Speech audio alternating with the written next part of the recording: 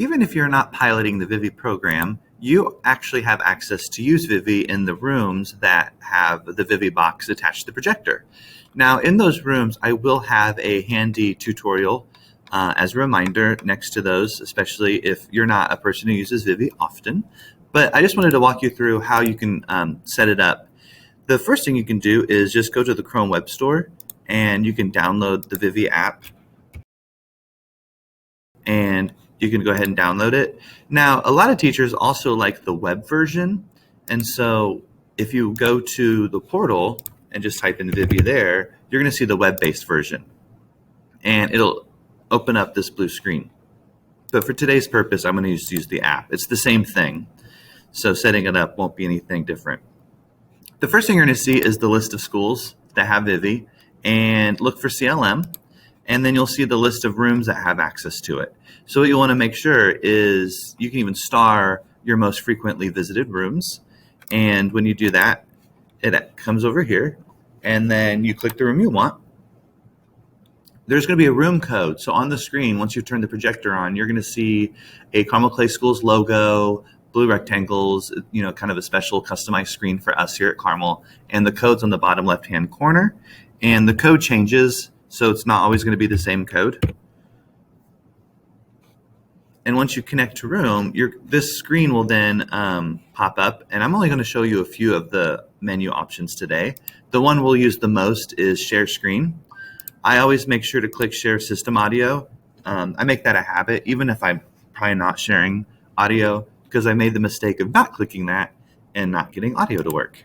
And once you share, you're going to then see the screen pop up on the projector.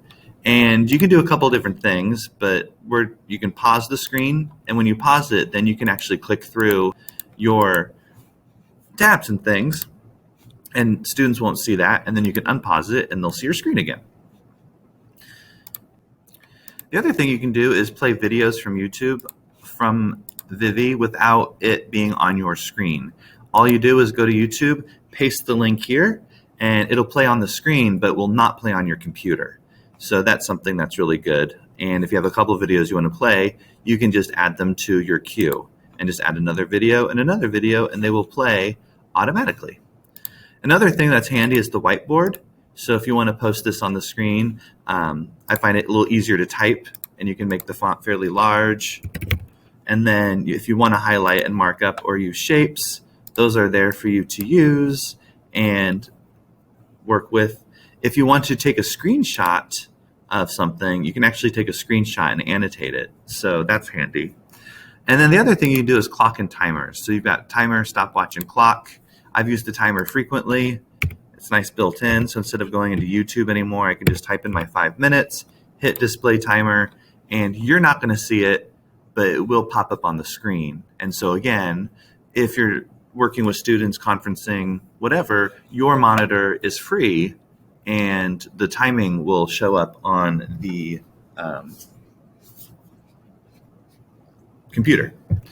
And it's blue and it looks digital and it's handy. So, and then you can stop it if you want. So that's kind of a brief overview of probably the main tools of Vivi that you might use when you're in someone else's or room that has Vivi, or if you're borrowing one of the other rooms. So hopefully that helps. And if you have any questions, do not hesitate to reach out.